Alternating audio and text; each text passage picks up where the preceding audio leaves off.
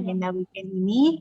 Alhamdulillah kita bisa berkumpul kembali di agenda Sejuta Cinta Ibu Profesional Tasikmalaya dalam agenda aksi, audiensi, kolaborasi, dan sinergi bersama salah satu lembaga profesional ataupun organisasi filantropi profesional gitu ya, yang luar biasa yang mungkin kita akan temukan di berbagai daerah di belahan Indonesia gitu, bahkan ada yang secara global gitu ya di luar.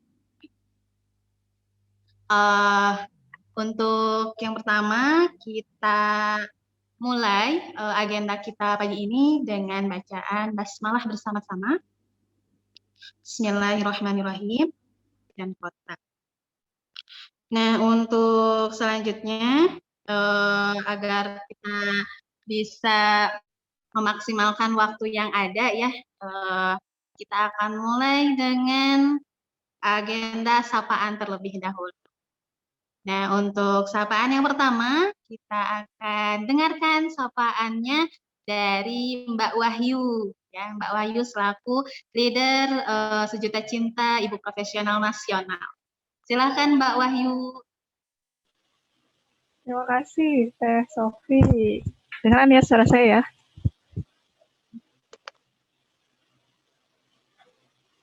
Terima kasih ya Teh Sofi atas waktunya. Assalamualaikum warahmatullahi wabarakatuh.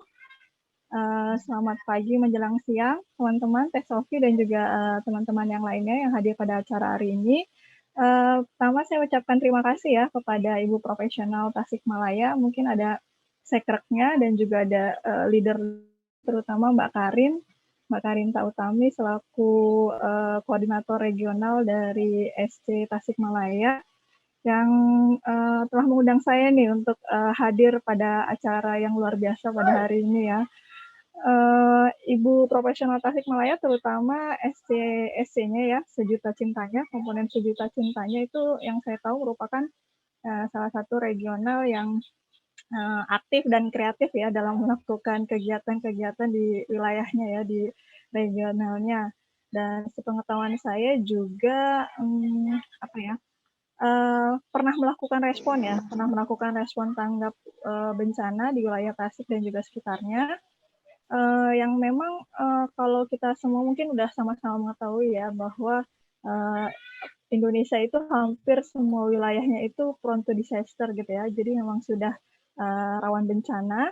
Bahkan di tahun 2021 ini aja ya, baru di awal tahun, di kuartal pertama, sudah banyak sekali bencana yang terjadi di negeri kita tercinta gitu ya, mulai dari banjir, terus ya gempa bumi, dan yang terakhir tadi mungkin juga sudah disampaikan oleh Teh Sofi, ada badai siklon ya di NTT, dan itu juga belum termasuk dengan bencana ini nih, kita kan belum lepas juga dari bencana pandemi COVID ya, jadi memang banyak sekali bencana-bencana yang kita alami gitu ya di Indonesia, dan kita memang harus bersiap atas segala kemungkinan bencana yang akan terjadi. Dan kebetulan memang di setiap bulan April, kalau teman-teman mengetahui, sebenarnya ada hari kesiapsiagaan bencana. Itu biasa diperingati setiap tanggal 26 April. Saya nggak tahu apakah acara hari ini memang termasuk salah satu intro gitu ya, menjelang hari kesiapsiagaan bencana pada tanggal 26 April nanti gitu ya. Jadi pastinya inisiatif acara hari ini merupakan ide yang baik ya dari Ibu Profesional Tasikmalaya, terutama SC-nya, apalagi mengundang salah satu lembaga kemanusiaan ya, yang tadi disampaikan Teh Sofi sudah profesional gitu ya, lembaga kemanusiaan dari ACT, yang mungkin pada saat ini diwakili oleh Teh Rima ya. Salam kenal Teh Rima. Salam kenal ya dari dari Ibu Profesional dari Sejuta Cintanya. Yang pasti ACT yang kita sama-sama tahu sudah memiliki kredibilitas ya dalam melakukan aktivitas-aktivitas kemanusiaan, termasuk juga di dalamnya respon terhadap tanggap bencana. Kita juga tahu kalau dalam melakukan respon tanggap bencana itu pastinya kita nggak bisa sendirian ya, apalagi kita harus kerjasama baik dengan komandonya itu pasti dari lembaga pemerintah dan juga lembaga-lembaga kemanusiaan lain, termasuk salah satunya mungkin ACT yang memang setiap ada bencana pasti gercep gitu ya istilahnya ya, sesuai dengan namanya ya, selalu cepat dan tanggap. Nah, harapannya upaya dari SC Tasikmalaya pada hari ini dalam melakukan sinergi dengan ACT dapat menguatkan langkah ya dalam upaya-upaya melakukan kegiatan kemanusiaan terutama di wilayah Tasikmalaya dan juga sekitarnya di masa depan gitu kan. Semoga antara ibu profesional dan juga ACT bisa bersinergi yang saling menguntungkan dan juga ya seperti judulnya ya, judul pada kegiatan pada hari ini sinergi dalam kebermanfaat untuk memperluas dampak kebaikan gitu ya. Tidak lama-lama saya kelamaan ngomong ya. Saya mengucapkan selamat mengikuti acara dengan baik. Semoga kita semua bisa sama-sama mengambil hikmah dan pelajaran dari acara hari ini. Terima kasih. Wassalamualaikum warahmatullahi wabarakatuh. Saya kembalikan ke Teh Sofi. Waalaikumsalam warahmatullahi wabarakatuh. Terima kasih Mbak Wahyu yang sudah menyapa dan memberikan insight gitu ya untuk awalan. Nah, untuk selanjutnya kita akan mendapat sapaan dulu gitu ya. Selanjutnya dari Teh Vika, yaitu selaku Sekretaris Regional Ibu Profesional Tasikmalaya. Kepada Teh Vika, sudah hadir. Ini mohon maaf saya tidak bisa lihat ininya. Ya, kepada Teh Vika. Terima kasih. Dengeran ya? Ya. Assalamualaikum warahmatullahi wabarakatuh. Selamat pagi semuanya, apa kabar? Syukur alhamdulillah, marilah kita panjatkan kehadirat Allah Subhanahu wa taala karena atas rahmatnya kita masih diberi kesehatan dan kelapangan untuk bisa menjalankan aktivitas hingga pagi ini. Terima kasih kepada Teh Karin dan teman-teman dari Sejuta Cinta Ibu Profesional Tasikmalaya yang sudah mengadakan acara, kayaknya acara keren banget gitu pagi ini. Insya Allah keren banget gitu. Dan terima kasih juga kepada para tamu undangan, dan Mbak Wahyu dan teman-teman dari SC Regional. Tadi banyak ya kayaknya ini dari Banten, ada dari Sidoarjo dan yang lainnya. Terima kasih juga setelah hadir pagi ini. Tahun ini merupakan tahun ketiga Ibu Profesional Tasikmalaya hadir menambah jumlah komunitas yang ada di Kota Tasikmalaya. Dan sebagaimana kebahagiaan yang kami rasakan di komunitas gitu. Jadi kami juga ingin membagikan kebahagiaan ini kepada lingkungan sekitar kami gitu. Dan tentu saja tidak bisa dilakukan oleh kami sendiri, sehingga diperlukan sinergi dan kolaborasi antara komunitas dan lembaga yang ada di Kota Tasikmalaya, di Kabupaten Ciamis, Banjar, dan Pangandaran juga. Dan sinergi seperti apa yang bisa dilakukan? Nah, ini yang saya juga penasaran, mungkin nanti Teh Rima bisa menjelaskan, menerangkan seperti apa. Mungkin seperti itu dari saya, cukup. Terima kasih. Wassalamualaikum warahmatullahi wabarakatuh. Terima kasih Teh Sofi. Saya kembalikan lagi. Terima kasih Teh Vika. Ya, untuk selanjutnya kita akan mendengarkan sapaan yang terakhir Ibu Profesional Tasikmalaya kepada Teh Karinta Utami atau Teh Karin. Silahkan. Iya, terima kasih Teh Sofi. Assalamualaikum warahmatullahi wabarakatuh. Suara Karin terdengar? Terdengar ya? Sip. Terima kasih Teh Sofi yang telah bersedia untuk menjadi moderator kegiatan kita pada pagi hari ini. Terima kasih juga kepada Mbak Wahyu, Teh Vika. Nih Karin sebelumnya mau sapa-sapa dulu.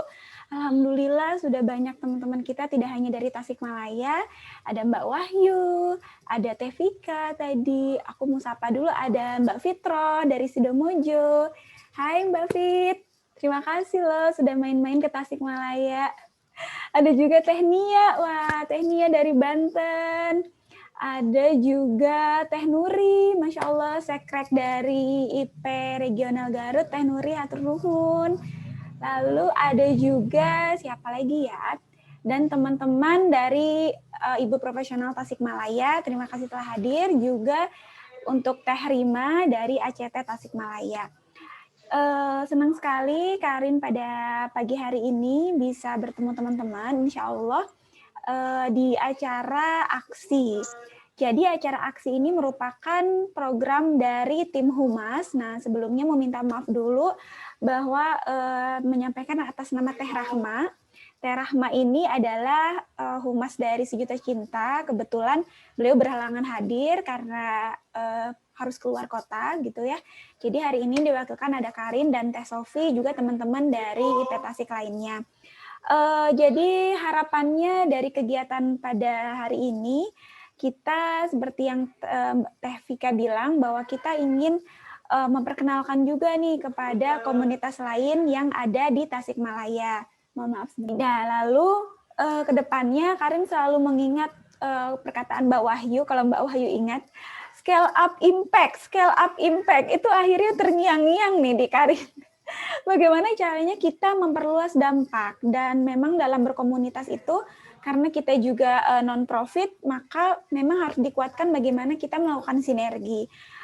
Kalau misalnya teori matematika, sinergi itu 1 tambah 1 itu sama dengan 2, tapi itu mungkin tidak berlaku di teori berbuat kebaikan secara sinergi. 1 tambah 1 itu bisa 3, 10, bahkan berjuta, bermiliaran gitu. Artinya dengan adanya sinergi kita bisa berkenalan, lalu nanti kita juga bisa membangun kerjasama dengan teman-teman, mau komunitas, ibu dan anak di Tasik, atau lembaga-lembaga lain di Tasik, tentunya yang sesuai dengan value dari ibu profesional itu kami harapkan melalui program aksi ini bisa terjalin gitu. Makanya Karin juga berterima kasih kepada teman-teman leader lain yang ada di IP Tasikmalaya, ada Teh Fitri juga dari komunitas, lalu juga ada teman-teman dari Hima. Kenapa sih Karin mengundang? Karena sebenarnya secara garis besar itu yang nantinya akan disampaikan atau dikenalkan kepada tim ACT gitu ya, adalah ibu profesional secara luas, lalu juga ibu profesional regional Tasikmalaya gitu. Mungkin sedikit ya Karin mau memperkenalkan dulu nih untuk Teh Rima dan teman-teman di ACT, bahwa ibu profesional ini merupakan suatu komunitas bagi para perempuan, ibu, istri, bahkan member kami juga ada yang belum menikah ya. Contohnya single Lila, seperti moderator kita tercinta hari ini, Teh Sofi ya, Masya Allah, beliau sudah mau mudah mau mencari ilmu tentang perempuan secara khususnya, lalu secara parenting juga di sini. Dan juga kami di sini tidak terbatas umur nih, Teh Rima. Jadi ada juga member kami ya di regionalnya Teh Nuri, ada Eyang Yayah juga yang sudah memiliki cucu gitu. Jadi kita memang komunitas, bisa dibilang komunitas perempuan gitu yang besar yang ada di Tasikmalaya. Tersebar di lebih dari kalau tidak salah 58 regional, Teh Rima, 58 regional di seluruh kota Indonesia, bahkan di luar negeri gitu, di beberapa negara tersebar di Asia, non Asia, Amerika, Eropa, Oseania, semuanya ada. Jadi memang ini sungguh organisasi ya, komunitas yang besar. Nah, di dalam ibu profesional sendiri, Teh Rima dan teman-teman dari ACT, kita terbagi menjadi beberapa komponen, atau bisa dibilang apa ya, mungkin departemen atau komponen, atau ada beberapa subgrup di bawahnya. Yang pertama tuh ada sekretaris regional atau sekretaris nasional. Lalu kita juga ada Institut Ibu Profesional. Di dalamnya itu berisi tempat kita untuk menimba ilmu. Menimba ilmu itu ada kelas-kelasnya tersendiri. Lalu ada juga komunitas ibu profesional, di mana di dalamnya dikembangkan apa sih passion-passionnya para ibu dan para wanita. Di sana akan dikembangkan apa skillnya, apa passionnya. Lalu ada juga koperasi atau KIPMA, Koperasi Ibu Profesional Mandiri. Lalu ada juga RCIP, Research Center, di mana adalah wadah tempat untuk mengembangkan ibu profesional itu sendiri. Dan yang terakhir yang sekarang kita berkumpul adalah Sejuta Cinta, Teh Rima. Jadi Sejuta Cinta itu merupakan roda penggerak dari kegiatan sosial gitu. Jadi ibu profesional ini tidak hanya sebagai wadah untuk belajar, wadah untuk mengembangkan passion, tapi kita juga memiliki tanggung jawab sebagai komunitas untuk sosial, yaitu melalui si Sejuta Cinta ini, seperti itu. Dan Sejuta Cinta ini juga ada di semua regional yang tadi Karin sebutkan gitu. Dan di Tasikmalaya sendiri, Karin bersama teman-teman ini mulai mau mengenalkan. Nah, salah satunya melalui program aksi ini, dan ini kebetulan nih tamu spesial pertama kami kita adalah dari tim ACT gitu. Seperti itu mungkin Teh Rima ke depannya nanti bisa kami bisa banyak belajar dari ACT. Mungkin ACT juga nanti bisa lebih berkenalan juga dengan kami gitu, agar kedepannya kerjasama atau sinergi atau kolaborasi yang mungkin bisa dilakukan sudah mulai terbayang gitu, bagaimana kedepannya seperti itu. Mungkin sekian dari saya, Teh Sofi. Selamat menyimak. Insya Allah kegiatan ini bermanfaat dan semoga dapat kedepannya dapat menjadi inspirasi juga untuk teman-teman dari luar Tasikmalaya. Begitu. Assalamualaikum warahmatullahi wabarakatuh. Waalaikumsalam warahmatullahi wabarakatuh. Terima kasih Teh Karin ya atas sapaan dan semua tadi penjelasannya ya. Mudah-mudahan itu semakin menguatkan dengan ta'aruf kita gitu ya, baik dari ACT ke SCIP gitu ya, Sejuta Cinta, ataupun dari Sejuta Cinta ke ACT. Kalau begitu, mungkin kita akan langsung menyapa Teh Rima ya. Halo, selamat siang. Ya, selamat siang Teh. Selamat pagi menuju siang. Selamat, mungkin semangatnya semangat pagi mungkin ya Teh ya, meskipun udah menuju siang. Ya, Assalamualaikum warahmatullahi wabarakatuh. Seluruh teman-teman dari Ibu Profesional, dan mohon izin juga menyapa tadi Mbak Wahyu juga, Teh Vika dan juga Teh Karin. Salam kenal, saya Rima dari ACT Tasikmalaya. Insya Allah mungkin hari ini kita belajar bareng aja gitu ya Teh, karena memang kalau misalnya dilihat dari tadi perjalanan dari Ibu Profesional juga luar biasa, dan sepertinya memang aku nih yang harus banyak belajar sama teman-teman dari Ibu Profesional kayak gitu. Kayak gitu. Insya Allah nanti mungkin kita sharing bersama aja, belajar bersama dan saling ta'aruf gitu, karena memang kebetulan saya sudah mengenal Teh Karin dari dulu, cuma kalau untuk bertemu langsung belum ya Teh ya. Insya Allah mungkin nanti diagendakan. Mangga silakan untuk teman-teman yang ada di Tasik juga kalau mau main-main ke kantor ACT, mangga silakan, ada di Jalan Cimulu nomor 15 Tawang, Kota Tasikmalaya. Gitu Teh. Ya, terima kasih Teh Rima. Sebelum kita melanjutkan ya obrolan kita, terlebih dahulu kita foto bersama dulu ya, biar mumpung masih lengkap gitu, nanti khawatirnya ada kendala-kendala di tengah gitu ya, terkait sinyal ataupun yang lainnya, kita foto bersama dulu. Gimana Teh Karin? Bisa membantu ini ya? Siap Teh Sofi, mangga. Mohon di on-cam-kan. Bisa di on-cam-kan dulu sebentar. Kameranya. Masya Allah, Kalandra. Oke, siap ya. Sudah? Coba kita tunggu. Teh Izul, Teh Frida, apakah mau Teh Firda? Silakan Teh Terima kasih Sofi. Teh Karin. Ya nih, tadi ya sudah diawali dengan prakarta-prakarta ataupun pembukaan-pembukaan terkait dengan ACT, terkait dengan Sejuta Cinta gitu ya. Nah, yang saya tahu juga memang ACT ini yang memang sudah profesional, dan setiap ketika ada bencana dimanapun gitu ya, mau itu kita di Indonesia ataupun di luar negeri gitu, kita selalu melihat nih gitu ada logo ACT di mana-mana. Dan memang mungkin sesuai dengan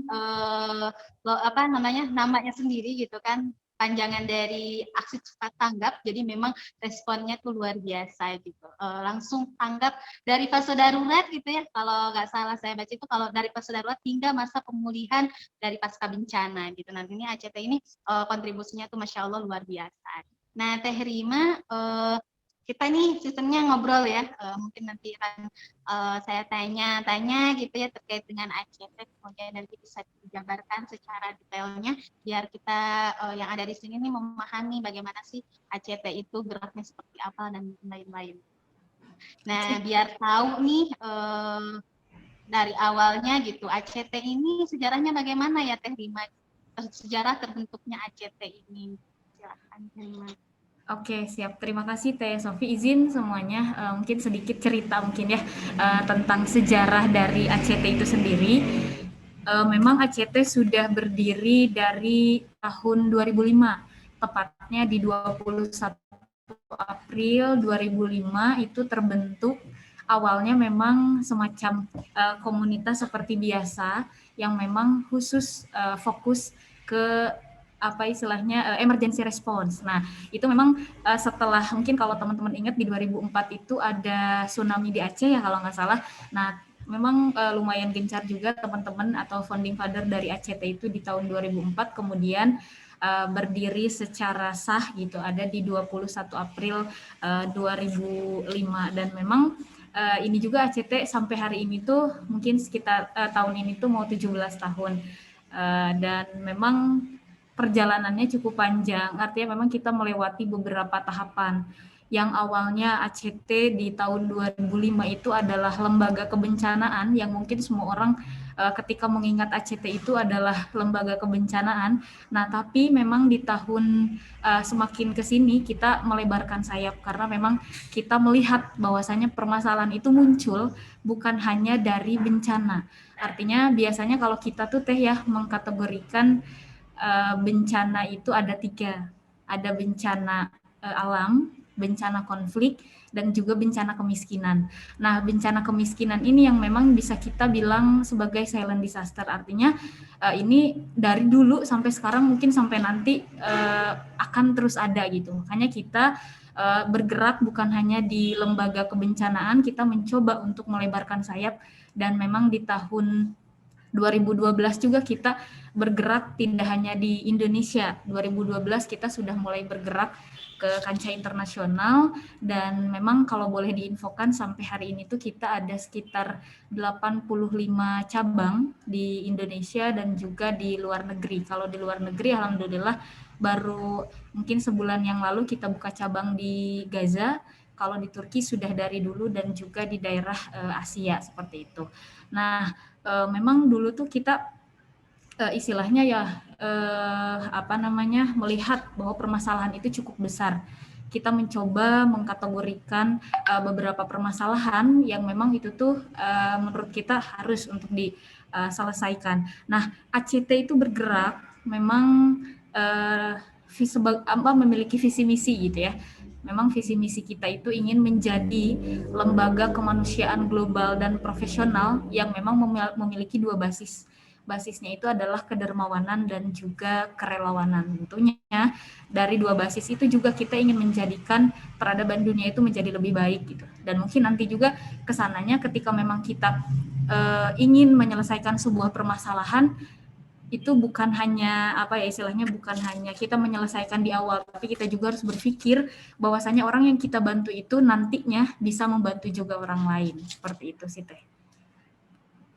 Insya Allah ya, luar biasa gitu tadi dari bukan hanya dari sekedar bencana aja nih yang konsennya gitu kan, tapi dari segi kemiskinan yang memang mungkin itu adalah PR besar juga ya di kita di Indonesia gitu, mengatasi itu dan kemudian konflik ya yang terkait dengan mungkin konflik ras, suku ataupun agama juga gitu ya. Nah ini Masya Allah gitu dengan sejarahnya ACT yang ternyata sudah menginjak 17 tahun ya di April ini, yaitu bukan usia yang sebentar gitu ya dengan segala macam perkembangannya yang kita lihat sekarang dengan pertumbuhan belajar gitu ya dengan yang sekarang geraknya, programnya segala macamnya, maka hingga menjadi sebesar sekarang. Nah, terkait dengan visi misinya sendiri, ACT itu apa ya, visi misi dari Iya Teh, punten mohon diulang. untuk visi misinya ya Teh, kita pengen tahu nih visi misinya ACT seperti apa gitu, Oke. apa aja. Oke, kalau untuk misi mungkin tadi sudah disebutkan sedikit ya, kita ingin menjadi lembaga kemanusiaan global yang juga profesional, berbasis kedermawanan juga kerelawanan untuk menciptakan peradaban dunia yang lebih baik. Nah, untuk misinya itu memang cukup banyak ya. Kita pertama kita ingin juga mengorganisir segala bentuk permasalahan sosial yang tentunya itu juga akan melewati berbagai proses ataupun mungkin tahapan untuk dijadikan sebuah program penyelesaian permasalahan yang memang ingin kita selesaikan gitu. Kemudian kita juga selain kan mungkin permasalahan sosial itu juga bisa timbul dari adanya bencana alam gitu. Nah, makanya di bencana alam ini juga di emergency response ini kita juga memiliki semacam konsep atau prinsip bahwasanya ketika memang kita turun di daerah bencana itu kita memiliki prinsip total disaster management. Artinya memang kita tidak hanya tanggap darurat, tadi seperti yang Teh Sofi sebutkan, kita juga hadir di recovery hingga mungkin nanti pemberdayaan. Kalau misalnya mungkin teman-teman tahu, di tahun-tahun sebelumnya ada gempa di Lombok, kemudian juga di Palu. Nah, sampai hari ini ACT masih hadir. Sampai hari ini ACT masih hadir dan juga memang ACT rencananya ingin gitu. Maksudnya setiap ke tempat bencana itu kita punya plan untuk misal 5 tahun ke depan nih pemulihan Lombok seperti apa, pemulihan Palu seperti apa gitu. Karena kita juga tahu ya Teh, kalau misalnya pasca bencana itu juga masyarakat setempat untuk berdiri sendiri saja maksudnya perlu waktu gitu. Mereka yang asalnya punya rumah, mereka yang asalnya punya sesuatu untuk mereka gunakan bertahan hidup gitu, hilang, dan memang itu juga perlu bantuan kita untuk sama-sama merangkul gitu hingga mereka istilahnya berdaya kembali seperti sedia kala. Seperti itu sih Teh kalau misalnya untuk visi misi. Insya Allah kita mencoba untuk mengorganisir segala bentuk permasalahan sosial yang terjadi khususnya di Indonesia maupun di luar negeri. Kalau misalnya untuk di luar negeri kita sudah kantor-kantor representatif kita, insya Allah itu bisa mewakili dan juga mengorganisir segala bentuk permasalahan sosial yang muncul. Seperti itu sih Teh. Ya, Masya Allah ya, tadi berarti memang ACT itu tidak hanya hadir ketika bencana datang gitu ya, ketika ada satu musibah datang ataupun sesuatu yang perlu dibantu gitu, itu tidak hanya di awal saja, tapi memang sampai di recovery-nya gitu kan, sampai pemulihannya, sampai benar-benar memastikan bahwa yang menerima manfaat ataupun yang dibantu terbatas selesai gitu ya, Insya Allah. Nah, ini kalau kita melihat dari segi programnya ya Teh ya, pastikan cukup banyak gitu program-programnya dari ACT kelola sendiri gitu. Nah, itu bagaimana sih suatu proses program itu berjalan, kemudian hingga misalkan kan itu mencari penerima manfaatnya gitu kan, sampai kemudian mengelolanya atau bagaimana lah dari proses program itu dibuat sampai kemudian hingga terrealisasikan gitu kan, sampai tersalurkan ke penerima manfaatnya, itu seperti apa Teh? Oke, siap Teh. Mungkin sebelumnya izin menjelaskan sedikit tentang bahwasanya memang lembaga kemanusiaan kami itu ada di bawah naungan GIP. Namanya itu Global Islamic Philanthropy. Nah, dari GIP itu salah satu membernya itu adalah ACT. Nah, selain ACT juga kita dari member GIP itu ada Global Zakat, Global Kurban, Global Wakaf, dan juga Masyarakat Relawan Indonesia. Nah, teman-teman yang tergabung dalam Masyarakat Relawan Indonesia ini adalah teman-teman yang memang menjadi ujung tombak ketika kita ingin mencari para penerima manfaat. Jadi untuk ACT Tasikmalaya sendiri, ini kan home base-nya dari Aksi Cepat Tanggap Priangan Timur, dari mulai Garut, Ciamis, kemudian Cirebon, terus juga Kabupaten Tasik, hingga Kuningan, itu home base-nya ada di Tasik. Nah, di setiap kota dan kabupaten di Priangan Timur itu ada memang jaringan relawan yang tergabung dalam Masyarakat Relawan Indonesia. Nah, memang kalau misalnya dilihat dari segi lokasi itu kan sangat luas, artinya memang kita juga tidak bisa tuh menjangkau sendiri gitu, mencari penerima manfaat langsung. Nah, si jaringan-jaringan relawan ini yang memang turun langsung ke lapangan gitu. Yang pertama, dari proses pencarian penerima manfaat itu kita melakukan asesmen untuk asesmen, dan memang proses asesmen ini juga ada beberapa tahapan lah. Artinya kita juga ingin memastikan orang yang kita bantu itu adalah orang yang benar-benar membutuhkan. Karena apa? Yang pertama, kita di sini merupakan lembaga kemanusiaan, istilahnya yayasan lah ya, bukan lembaga pemerintahan yang memang kita pun memiliki keterbatasan. Jadi kita ingin sekalinya kita membantu tuh benar-benar orang yang membutuhkan gitu. Makanya proses asesmen ini juga cukup panjang teh. Kadang misal teman-teman relawan asesmen pertama ke lapangan nih menemukan sebuah permasalahan sosial. Nah itu pun memang akan di asesmen ulang gitu. Bener nggak nih ada di sini misalnya di wilayah Kota Tasikmalaya, atau misalnya kita sering menemukan beberapa permasalahan sosial di Tasik itu di daerah Taman Sari. Coba relawan langsung terjun, kalau misalnya udah ada informasi lengkap, hasil asesmen awal coba kita asesmen lagi. Dan dari hasil asesmen itu kita akan tahu, oh permasalahan sosial yang terjadi di Taman Sari itu kayak gini. Dan kita akan menentukan nih program apa yang memang akan dilaksanakan di tempat tersebut, atau program apa nih yang bisa bermanfaat untuk penerima manfaat yang kita asesmen seperti itu. Jadi memang untuk ACT ini kan istilahnya semua program ada lah. Ketika memang teman-teman ingin berkontribusi dalam program apapun, insya Allah di ACT ada, karena ACT mengikuti urgensi penerima manfaat yang ada di lapangan gitu. Jadi tidak setiap program itu bisa dilakukan di semua tempat gitu. Karena setiap tempat itu akan berbeda sesuai dengan permasalahan yang kami temukan. Nah, selain memang dari jaringan teman-teman relawan juga teh, kita juga bekerja sama dengan teman-teman dinas sosial, pekerja sosial, dan lain sebagainya. Nah, biasanya ada tuh khusus teman-teman relawan yang melakukan social mapping untuk mendapatkan data-data tersebut gitu. Dan ditemani dengan teman-teman dari dinas sosial, biasanya kan mungkin mereka lebih tahu ya tempat-tempat mana nih yang benar-benar membutuhkan. Nah, kita hasil dari rekomendasi teman-teman dinas sosial, langsung kita terjun ke lapangan memastikan gitu. Karena di Tasikmalaya sendiri, khususnya di Kota Tasikmalaya, alhamdulillah di setiap kecamatan, di setiap desa itu jaringan relawan kita sudah terbentuk teh. Jadi mudahlah ketika memang kita ada mendapatkan sebuah info, tinggal di cross check aja sama teman-teman relawan. Bener nggak tuh gitu. Dari mulai fotonya, pokoknya semuanya insya Allah itu detail, kemudian diserahkan ke kita, dan biasanya kita langsung terjun ke lapangan seperti itu sih. Prosesnya mungkin banyak, cuma sekilas seperti itulah kayak gitu.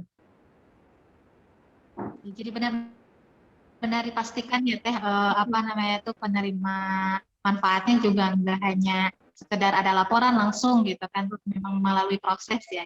Nah tentunya ini kan apa namanya tuh tidak lepas dari para donatur juga gitu ya teh, yang apa namanya tuh terus ikut berkontribusi ataupun yang memang secara rutin gitu ya, berkala ada yang ikut kontribusi dari segi donasi gitu. Nah kemudian ini bagaimana sih caranya ACT sendiri gitu ya, dari segi sistemnya ataupun secara umumnya atau khususnya mungkin di ACT Tasik sendiri, bagaimana caranya mengelola donatur gitu ya biar tetap apa namanya tuh baik itu dari segi silaturahimnya gitu kan, baik dari segi apa namanya tuh biar tetap ada komunikasinya tetap, ataupun sampai ke tahap memang menjadi rutin untuk ikut berdonasi ke ACT. Nah, bagaimana sistem pengelolaan itu? Oke, siap deh. Nah, mungkin untuk sistem pengelolaan donatur ini juga jadi bagian yang menurut kita harus konsen juga ya gitu. Ada bagian khususnya dari teman-teman ACT yang biasanya maintain donatur gitu.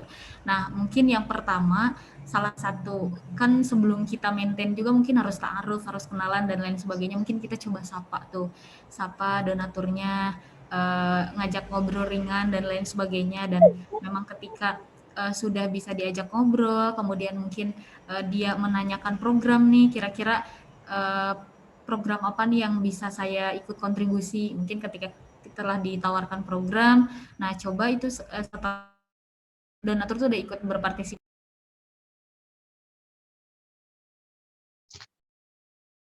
Saya ininya ya speakernya, mic-nya di. Oh ya, ya mohon maaf teh. Nah, oke. Nah, perihal maintain donatur gitu ya tadi. Yang pertama mungkin kita biasanya melakukan sapaan terlebih dahulu ke donaturnya, diajak ngobrol dan lain sebagainya. Kan biasanya orang tuh memiliki tingkat apa ya istilahnya kepedulian itu kan berbeda-beda gitu ya. Ketika kita sudah melihat tingkat kepedulian oh tinggi nih, ternyata si donaturnya ingin menanyakan program apa nih yang kira-kira bisa saya bantu atau misalnya saya bisa ikut kontribusi gitu. Nah, ketika memang sudah berpartisipasi, biasanya kita juga kasih semacam update itu tuh bisa berbentuk soft file, bisa berbentuk printout yang memang dikirim langsung ke rumahnya dan lain sebagainya. Dan memang yang lebih penting dari itu adalah donatur ini tuh memang istilahnya kan kita juga ingin mengajak orang untuk peduli gitu. Yang terpenting adalah kita coba edukasi bahwasanya memang permasalahan sosial tuh banyak. ACT sendiri memang tidak bisa menyelesaikan secara sendiri-sendiri lah. Ini perlu kolaborasi lebih luas, lebih banyak gitu untuk menyelesaikan ini. Mungkin itu edukasi, dan biasanya kalau misalnya sebelum pandemi itu 2 tahun yang lalu, mungkin ya 1 tahun yang lalu, biasanya kita mengadakan gathering bersama teman-teman donatur untuk mengupdate nih aksi-aksi kemanusiaan Aceh seperti apa. Mungkin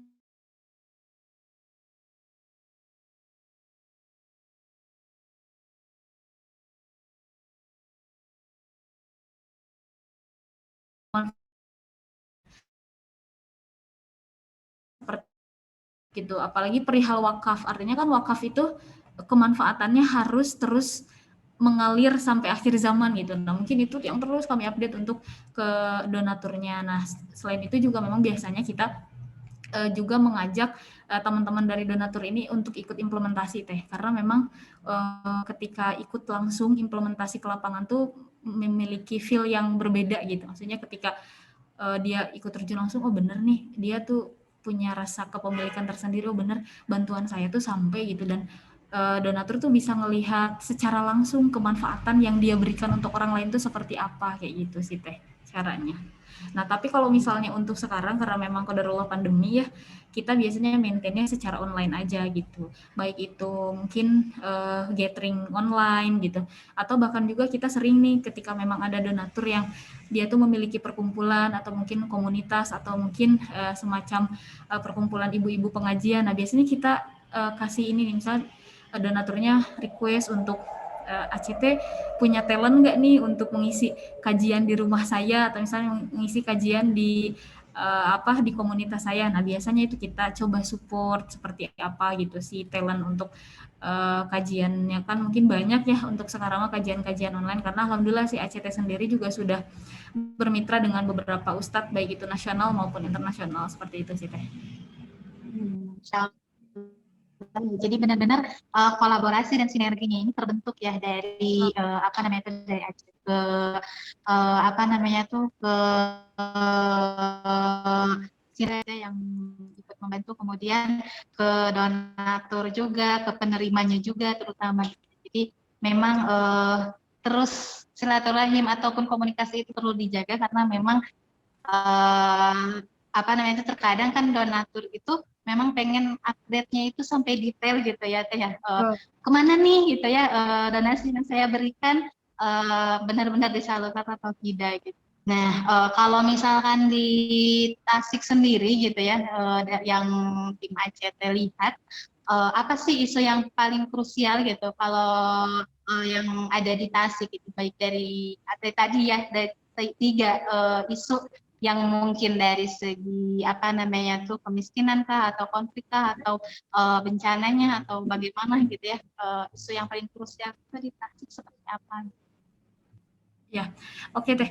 Jadi sebelumnya mungkin setiap akhir tahun tuh kita selalu memperbarui data hasil social mapping gitu. Alhamdulillah kemarin di akhir tahun 2020 kita juga coba cross check langsung gitu untuk social mapping data ini, dan memang hasilnya yang paling krusial itu mungkin bukan hanya di Tasik ya, ini juga terasa mungkin di beberapa tempat bahwasanya isu kemiskinan itu selalu ada, apalagi terlebih kita masih tertatih-tatih gitu dalam pemulihan pandemi dan lain sebagainya. Itu bahkan menurut data-data yang mungkin teman-teman juga tahu, data kemiskinan di Indonesia meningkat dan lain sebagainya, dan itu menjadi tantangan tersendiri gitu Teh. Artinya memang sebelum pandemi aja kemiskinan ada gitu maksudnya, dan cukup susah juga, apalagi sekarang ditambah pandemi yang memang dampaknya kemana-mana, dan itu juga menjadi salah satu fokus kita Teh di tahun sekarang mungkin ya, di kuartal 1 tuh sangat fokus terhadap isu-isu kemiskinan itu.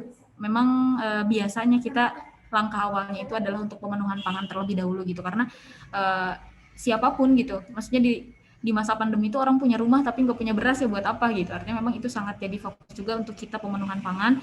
Dan alhamdulillah sedikit info juga, kemarin kita sudah meluncurkan tema Ramadan bersama teman-teman Kodim 0612 Tasikmalaya di hari Jumat kemarin. Dan ini juga tema ini tuh terkait dengan isu-isu yang ada di Indonesia, khususnya juga Tasikmalaya mungkin ya. Tema Ramadan ini Ramadan 2.0 aksi tanpa batas gitu. Kenapa? Karena qadarullah kita di Ramadan tahun ini juga masih dalam pandemi gitu, pandemi kedua gitu ya, masih ini, dan memang permasalahan sosial cukup banyak, sangat banyak gitu, dan kita berpikir bahwasanya ini tuh kita harus melakukan aksi tanpa batas karena memang permasalahan sosialnya juga tak terbatas gitu ya, khususnya di Tasikmalaya harus ada aksi tanpa batas, kolaborasi tanpa batas, kebaikan tanpa batas gitu untuk mengatasi hal-hal seperti ini. Dan memang salah satu program dari tema Ramadan yang kita usung ini adalah gerakan sedekah pangan Ramadan gitu. Jadi siapapun bisa siapapun bisa menjalankan sedekah pangan ini untuk membantu saudara-saudara di sekitar kita ya. Mungkin kalau misalnya belum bisa ke yang jauh, kita coba tengok deh kiri kanan tetangga kita gitu. Apakah memang dia tuh punya untuk berbuka kah, atau mungkin untuk sahur kah belum punya gitu. Mungkin hal-hal seperti itu sih, hal-hal sepele yang memang kita cukup concern juga untuk pemenuhan pangan gitu. Karena untuk isu kemiskinan ini juga kan istilahnya kita untuk menjalankan sebuah program yang itu bisa menjadi solusi itu cukup panjang gitu. Nah, untuk sekarang kita coba fokus dulu ke pangan, dan memang selain itu juga sebetulnya di awal-awal pandemi itu kita juga punya program namanya semacam program pemberdayaan lah gitu. Kita tahu bahwa banyak UMKM yang gulung tikar dan lain sebagainya. Nah, itu sih kayak urgensi-urgensi gitu yang hadir, yang biasanya menginisiasi program-program yang kita laksanakan di ACT. Kemarin alhamdulillah ada program wakaf modal usaha mikro gitu. Itu diperuntukkan untuk para pelaku usaha menengah ke bawah yang memang dia tuh benar-benar terdampak pandemi. Kalau di Tasikmalaya alhamdulillah sudah ada sekitar lebih dari 20 pelaku UMKM yang menjadi penerima manfaat program ini gitu. Jadi karena kan kita tahu ya Teh bahwasanya memang wakaf itu kan juga kemanfaatannya cukup luas gitu ya, cukup luas, cukup luar biasa gitu. Dari wakaf tuh bisa melahirkan berbagai macam manfaat gitu. Makanya kita sedang menggaungkan juga nih untuk program-program wakaf gitu. Misal nih salah satu contohnya tadi wakaf modal usaha mikro, itu tuh kan kalau wakaf itu kan si nilai dasarnya tuh nggak boleh berkurang ya. Ketika kita istilahnya membantu satu UMKM nih untuk berdaya kembali tuh dengan menyokong modal 1 juta. Nah 1 juta itu kan istilahnya nggak boleh berkurang, harus dikembalikan lagi, dan itu akan diputar. Jadi alangkah lebih banyak manfaat yang hadir. Misal saya istilahnya wakaf 1 juta nih untuk UMKM. Nah si 1 juta itu bisa membantu ribuan UMKM gitu untuk terus berdiri lah di masa pandemi ini, kayak gitu sih Teh. Ini ya Teh, apa namanya, kalau kita lihat di sekitar kita gitu ya, ataupun mungkin kita sebagai sebuah komunitas yang dari Sejuta Cinta juga kan pastinya tergerak gitu ya, pengen banget gitu, membuat program yang itu tuh bergerak di bidang kebaikan gitu ya, di bidang sebuah program yang memang untuk bermanfaatkannya dirasakan oleh orang-orang yang mungkin paling membutuhkan gitu kan. Tapi terkadang kita itu bingung, ini nih kalau apalagi misalkan kita sebagai perempuan yang sudah menikah misalkan gitu ya, atau ibu-ibu yang sudah punya anak gitu, kadang pengen ikut nih kontribusi gitu, tapi untuk penyalurannya sendiri gitu kadang kan kita bingung gitu, kalau harus menyalurkan sendiri gitu kan, apakah memang kemana, harus ke siapa gitu, terutama kan di masa pandemi seperti ini ya, yang mungkin tidak semua orang bisa keluar secara leluasa gitu kan, tidak bisa mengumpulkan massa dalam jumlah banyak dalam segi offline gitu kan. Nah kalau misalkan ataupun mungkin kita dari komunitas yang memang punya beberapa program nih gitu, tapi ya itu tadi pengen dikolaborasikan penerimaan jelas lah gitu, datanya real gitu. Nah ini kan berarti sebenarnya mungkin bisa kolaborasikan ke ACT.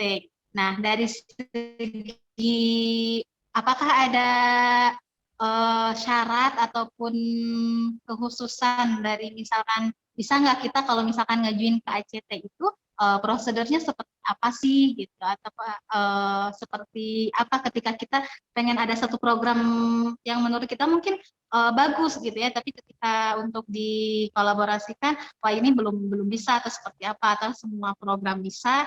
Dan bagaimana ini ketika pengajuan permintaan untuk ini ya, penerima manfaatnya. Oke, mungkin ini lebih ke kolaborasi untuk distribusi kali ya Teh ya? Ya. Nah, oke. Jadi mungkin sebenarnya nggak terlalu gimana-gimana, artinya memang ketika memang si apa istilahnya urgensi permasalahannya jelas.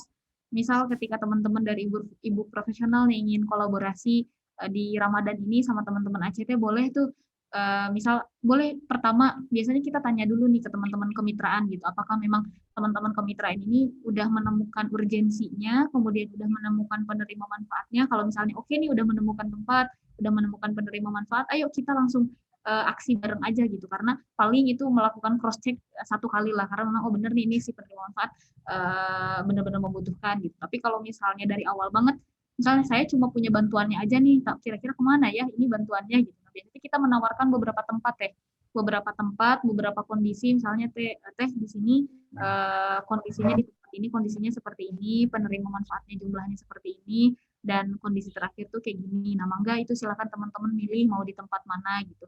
Nah, adapun memang tadi ketika memang kita ya benar keterbatasan gitu, keterbatasan waktu, keterbatasan tempat dan lain sebagainya, mau diserahkan juga ke teman-teman ACT mangga. Jadi insya Allah nanti kita juga akan laksanakan, dan biasanya itu ada beberapa prosedur. Salah satunya ketika memang misal nih bentuk bantuannya tuh bantuan pangan, boleh nanti langsung diserahkan ke kantor ACT. Nanti prosedurnya seperti apa? Insya Allah teman-teman dari ACT langsung menyalurkan, nanti ada report langsung real time gitu, semacam foto video di awal lah gitu, nanti di report. Setelah itu memang biasanya kita mengirimkan final report kalau misalnya memang si teman-teman dari kemitraannya itu nggak ikut langsung ke lapangan, kayak gitu Teh. Kalau tadi kan dari segi ini ya, dari segi misalkan kita sebagai apa namanya itu penghimpun program donatur, kemudian untuk mencari penerima manfaatnya berkolaborasi dengan ACT. Kalau misalkan sebaliknya nih Teh, jika kita punya satu program tapi kemudian kita membuat pengajuan permintaan gitu untuk apa ya, pendistribusiannya gitu, untuk penyaluran penerima manfaat kita punya nih gitu, kita punya sejumlah penerima manfaat yang mungkin dengan kriteria tertentu gitu ya, tapi kemudian kita mengajukan permintaannya ke ACT. Apakah seperti itu bisa atau bagaimana? Oke Teh, untuk jadi kayak semacam kita tuh punya penerima manfaat aja, cuma bantuannya belum ada, mungkin seperti itu ya. Insya Allah Teh itu sangat juga bisa dikolaborasikan, karena kita selalu membuka pintu lah untuk siapapun berkolaborasi dalam bentuk apapun, bahkan tidak hanya dalam bentuk bantuan, misalnya dalam bentuk tenaga juga itu sangat boleh lah dikolaborasikan kayak gitu. Jadi kalau misalnya di teman-teman ACT Tasik itu Teh ada bagiannya, salah satunya itu namanya teman-teman dari tim program ACT Tasikmalaya. Nah, jika memang ingin mengajukan seperti itu, nanti bisa dihandle sama teman-teman program.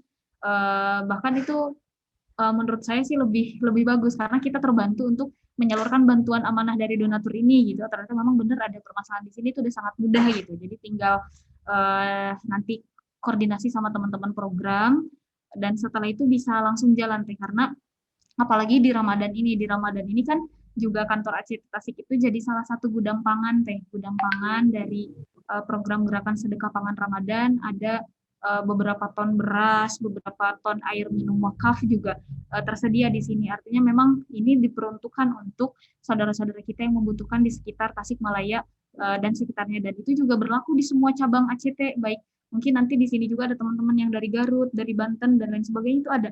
Jadi kantor ACT di setiap kota dan kabupaten itu selama Ramadan itu menjadi gudang pangannya ACT gitu. Jadi memang beras, dan khususnya beras dan air minum wakaf itu sangat-sangat tersedia gitu. Artinya ini untuk juga mensupport beberapa program yang digencarkan di Ramadan ini gitu. Khususnya alhamdulillah kemarin sih sebetulnya udah berjalan Teh dari bulan lalu, sebulan yang lalu gitu, tapi memang akan lebih intens di bulan Ramadan. Jadi itu kolaborasi-kolaborasi seperti itu sangat memungkinkan Teh, karena kita juga kadang misal takut ada yang terlewat, memiliki keterbatasan dan lain sebagainya, ternyata teman-teman dari kemitraan menemukan tempat yang tidak kita temukan nih untuk implementasi. Nah itu sangat sangat boleh Teh, nanti insya Allah bisa dikoordinasikan sama teman-teman program, dan itu akan ini sih Teh, nanti langsung tektokan aja kayak gitu. Insya Allah ya, luar biasa. Nah ini sebelum kita lanjut lagi ke pertanyaan selanjutnya, mungkin bisa ya ini para peserta yang hadir silakan untuk raise hand ataupun mengetikkan pertanyaannya di kolom chat. Jika ada yang mau ditanyakan, nanti insya Allah akan dibacakan ataupun nanti dikasih kesempatan ya untuk bertanya. Yang di luar mungkin tadi kurang detail gitu ya, yang ditanyakan sama moderatornya ataupun yang kita ajukan. Nah ini bisa apapun, silahkan ditanyakan yang sekiranya masih menjadi pertanyaan ataupun yang mengganjal gitu ya di hati, biar nanti setelah acara ini kita benar-benar plong gitu ya, tidak ada yang ditanyakan lagi, tinggal ayo kita sinergi dan kolaborasi. Nah terkait tadi dengan segala macam bentuk, kenapa? Sudah ya, ada kenapa, Teh Jana yang raise hand. Sudah ada ya. Ini di saya nggak kelihatan. Nggak apa-apa, boleh Teh Jana. Mau di ini dulu ya, silakan Teh Jana. Kalau di sini mau ngobrol langsung atau ini dibacakan ya? Boleh open mic ya Teh Jana. Silakan Teh Jana, bisa open mic-nya.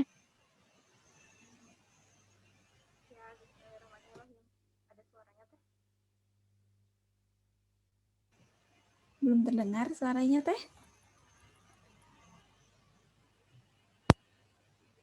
Nah, coba.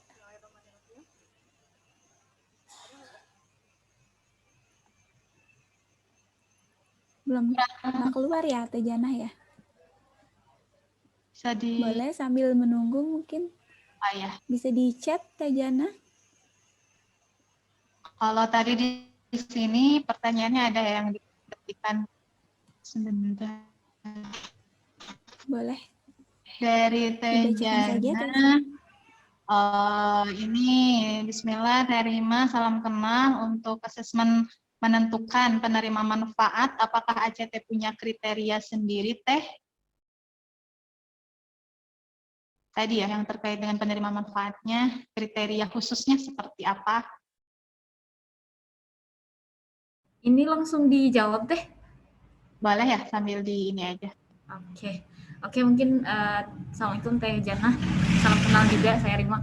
Untuk kriteria penerima manfaat gitu ya, biasanya setiap program tuh kita punya kriteria penerima manfaat ya. Jadi misal nih salah satunya program yang sedang kita gencarkan untuk sampai nanti akhir Ramadan itu semacam gerakan sedekah pangan nasional, itu juga ada beberapa kriteria nih. Misal untuk program pangan ini tuh untuk lansia. Nah, lansianya tuh lansia seperti apa? Mohon maaf sebentar ya.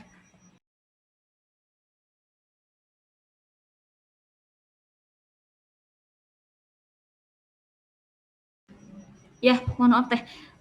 Jadi tadi misal nih ada kriterianya lansia seperti apa? Yang pertama kita biasanya punya 2 kriteria untuk lansia ini. Pertama, lansia tersebut mohon maaf lansia terlantar yang memang qadarullah dia misal tidak memiliki keluarga atau perantau yang tinggal di pinggiran Tasik dan ternyata memang udah tua terus terlantar dan lain sebagainya. Nah, itu salah satunya. Terus yang kedua, lansia produktif. Jadi lansia produktif ini menjadi salah satu penerima manfaat dari program pangan kita. Kenapa? Karena ternyata ketika kita ke lapangan tuh masih banyak di Tasikmalaya dan sekitarnya itu para lansia itu yang masih produktif. Ada yang sampai berjualan. Bahkan kemarin kita di 6 bulan terakhir punya program pangan untuk lansia yang ada di TPA Ciangir Tasikmalaya gitu. Jadi dari 100 penerima manfaat lumbung sedekah pangan di TPA Ciangir itu hampir semuanya adalah lansia gitu. Jadi nenek-nenek, kakek-kakek yang mohon maaf masih mulung gitu ya di tengah tumpukan sampah dan lain sebagainya. Nah, itu kayak lansia produktif gitu yang juga menjadi salah satu penerima manfaat program kita. Nah, terus juga misal nih ada program lain semacam tadi yang saya sebutkan ada wakaf modal usaha mikro gitu. Nah, seperti apa sih kriteria penerima manfaatnya? Yang pertama dia adalah UMKM yang istilahnya memiliki pendapatan dari menengah ke bawah gitu. Terus juga terdampak pandemi gitu. Yang UMKM kecil-kecilan yang memang benar-benar dia memiliki modal. Kayak gitu sih Teh. Jadi Teh Jana untuk kriteria penerima manfaat setiap programnya berbeda-beda gitu. Kita memiliki kriteria tuh untuk menentukan bahwasanya memang bantuan kita tuh benar-benar sampai sama yang membutuhkan, seperti itu Teh. Tinggal sesuaikan aja berarti ya, sesuai dengan programnya, maka kriterianya nanti masing-masing. Mana Teh Jana bisa terjawab atau mau ini silakan. Oke, alhamdulillah ya. Nah, untuk kemudian apa namanya itu pertanyaan selanjutnya ini ada dari Teh Asri ya. Nah, ini lumayan rombongan rombongan pertanyaannya. Mau dibacakan atau mau open mic Teh Asri? Silakan.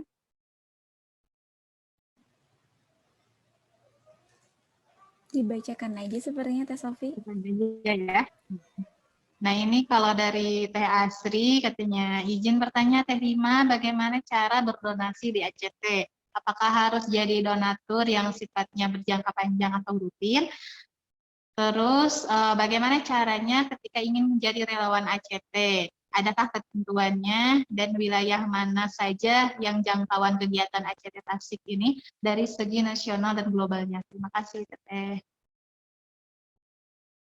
Silakan Teh Rima untuk jawab ya ini.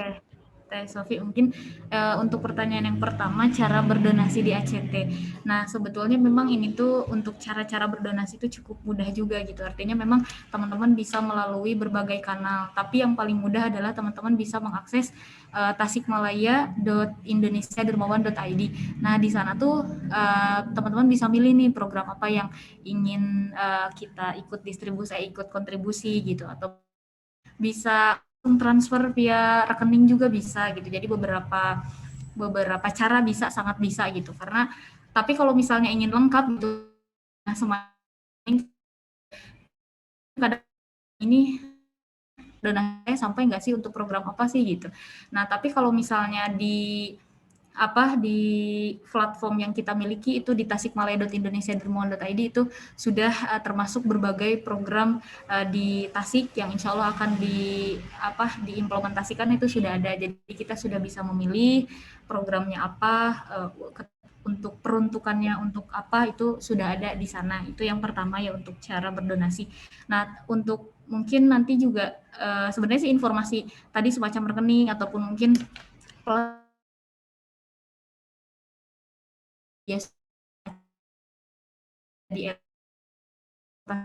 atau di Facebooknya ada di Aksi Cepat Tanggap Tasikmalaya itu. Terus pertanyaan yang kedua itu apakah harus jadi donatur yang sifatnya berjangka panjang atau rutin? Nah, itu sebenarnya tidak harus Teh.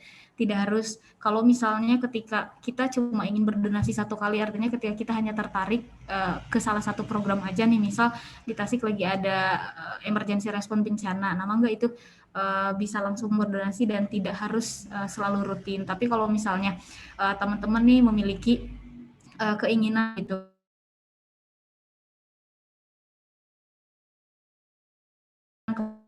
dari apa yang teman-teman berikan, misal setiap Jumat, setiap satu bulan sekali, itu sangat boleh. Dan itu pun caranya sangat mudah sekali. Apakah memang tadi semacam mau lewat tasikmalaya.indonesiadermawan.id atau rekening, atau bisa di layanan jemput zakat, seperti itu boleh sih. Jadi dijemput, mau langsung diantarkan ke kantor ACT, itu sangat-sangat fleksibel kayak gitu.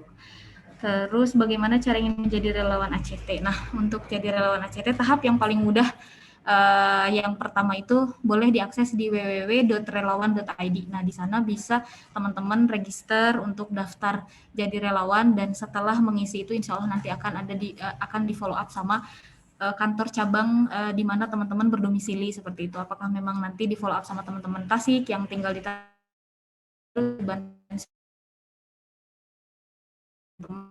kotanya, seperti itu. Terus pertanyaan selanjutnya, adakah ketentuannya? Nah, untuk ketentuan ini untuk relawan juga sebenarnya tidak ada ketentuan khusus Teh. Artinya dia yang memiliki jiwa kesosialan yang tinggi itu sangat bisa gitu untuk gabung. Nah, memang di relawan ini juga ada beberapa klaster nih. Nah, biasanya di klaster ini yang nantinya akan ada ketentuan. Misal, saya ingin daftar jadi relawan klaster media. Nah, berarti otomatis ilmu-ilmu dasar tentang media itu harus ada. Misal apakah dia jago fotografi, videografi, dan lain sebagainya itu nanti mengikuti gitu. Jadi tergantung klaster mana nih yang mau kita ikuti. Atau misalnya kita ingin daftar, kalau anak-anak muda kan biasanya ingin daftar relawan jadi water rescue tuh, berarti memang harus memiliki sertifikat pelatihan water rescue dan lain sebagainya kayak gitu-gitu sih, jadi mengikuti gitu. Jadi nanti ketika mengakses www.relawan.id itu bisa langsung melihat tuh kita ikut klaster mana dan memang persyaratannya seperti apa kayak gitu. Tapi kalau misalnya hanya ingin, misalnya saya punya nih waktu 1 hari dalam seminggu misalnya free gitu, tapi ingin jadi relawan, boleh itu. Jadi daftar dan itu langsung bisa ikut implementasi program di kantor cabang di mana teman-teman tinggal kayak gitu.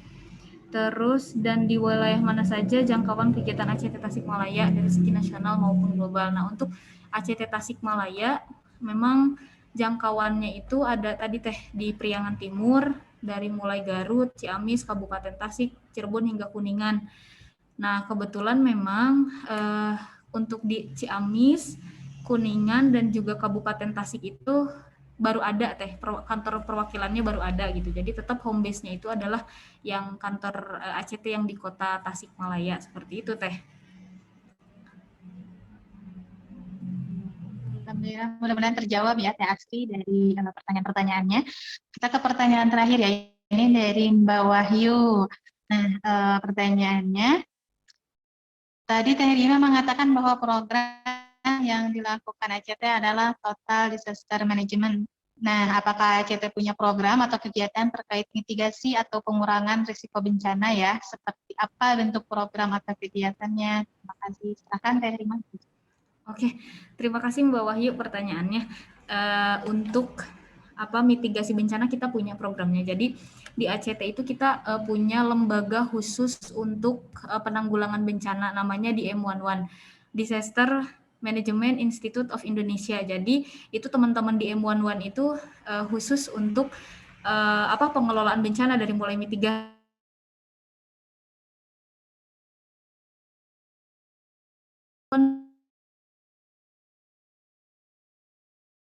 benar-benar offline. Kadang teman tentang mitigasi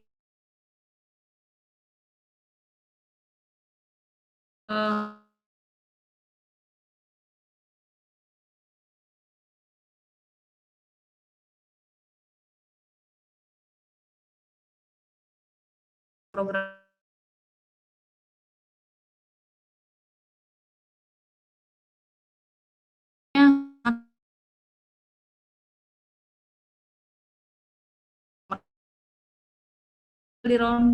tinggal caranya ketika ada bencana dan lain sebagainya. Nah, seperti di Tasik Selatan juga kan itu juga cukup rawan bencana ya. Alhamdulillah kemarin juga teman-teman dari ACT hadir bersama teman-teman komunitas lain untuk memberikan edukasi ataupun mitigasi bencana ke masyarakat khususnya yang memang tinggal di daerah rawan bencana, seperti itu, Mbak. Iya, gimana Mbak Wahyu bisa terjawab ya pertanyaannya? Ya, satu lagi Teh, lupa nih kelewat saya baca. Ini pertanyaannya dari Teh Nana ya. Bentar. Nah ini, Assalamualaikum Teh Rima, untuk bersinergi dengan ACT Tasikmalaya, perlukah pengajuan proposal? Oke. Ini perlukah pengajuan? Oke, nah untuk proposal ini juga istilahnya yang berbentuk proposal gitu, boleh mangga silahkan. Sebenarnya tidak wajib sih, karena memang ketika teman-teman datang ke ACT Tasikmalaya untuk berdiskusi tentang permasalahan sosial dan kemudian kita kolaborasi itu juga sangat bisa. Tapi memang kalau misalnya ada proposal yang bisa diajukan juga mangga, itu lebih bagus. Artinya kita bisa melihat dari awal dulu seperti apa sih yang teman-teman ajukan gitu, dan itu insya Allah nanti semua bentuk proposal itu bisa ditampung teman-teman di media sosial ACT Tasikmalaya itu ada Caroline-nya. Nah, itu bisa nanti di proposalnya disampaikan ke sana. Insya Allah nanti ada teman-teman admin juga yang respon dan biasanya langsung diteruskan ke teman-teman program yang dalam hal ini memang menghandle segala bentuk implementasi program yang ada di Tasik dan sekitarnya kayak gitu Teh.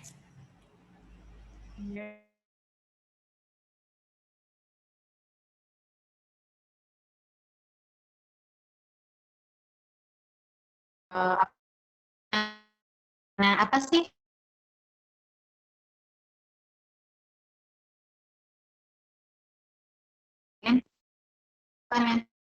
program-program bagaimana dalam menghadapi tantangan yang ACT hadapi sendiri? Oke, mungkin Teh untuk tantangan ini sangat banyak gitu. Cuma saya mungkin menyebutkan 3 topnya aja mungkin ya. Yang pertama, jadi tantangan yang sering dialami sama teman-teman ACT itu yang pertama, permasalahan sosial itu ternyata sangat banyak.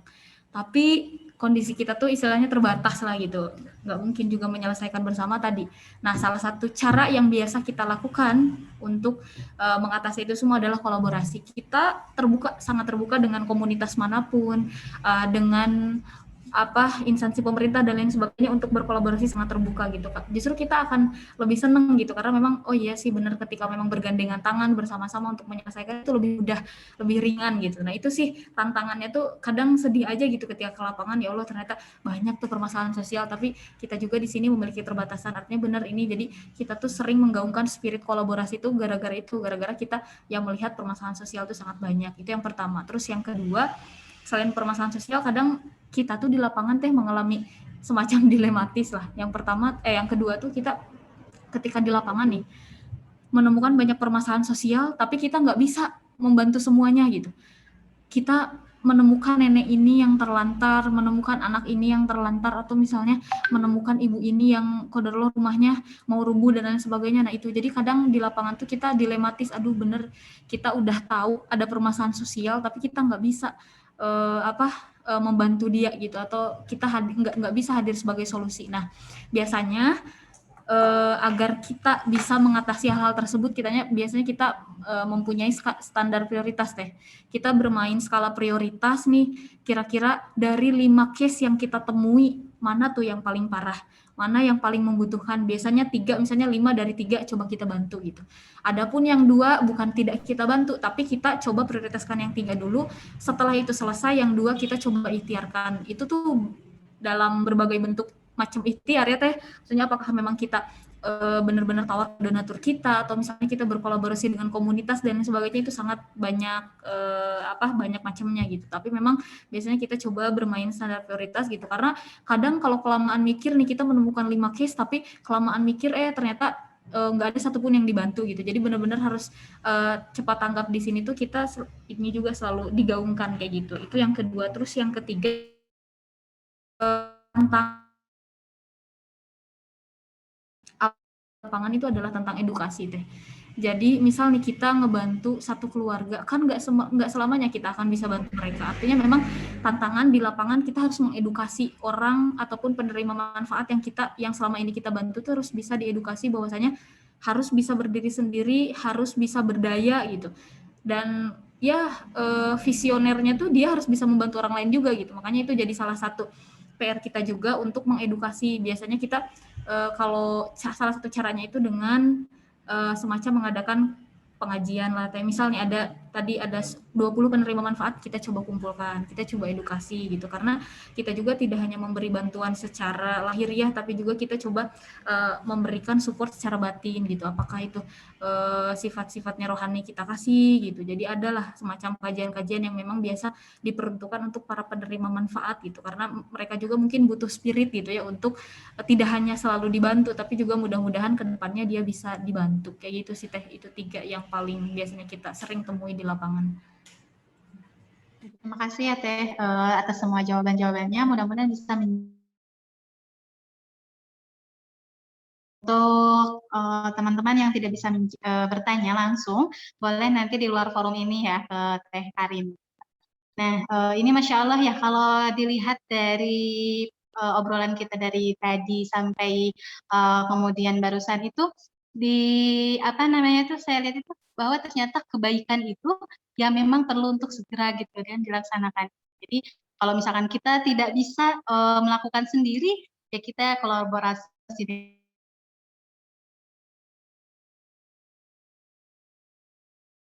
atas kontribusinya untuk hadir bersama di agenda aksi dan insya Allah kita akan di agenda-agenda selanjutnya.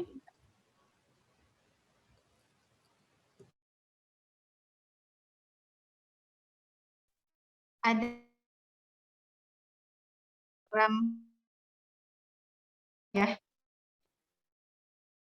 Tasik. Mangga Teh Karin sudah bisa suaranya sampai.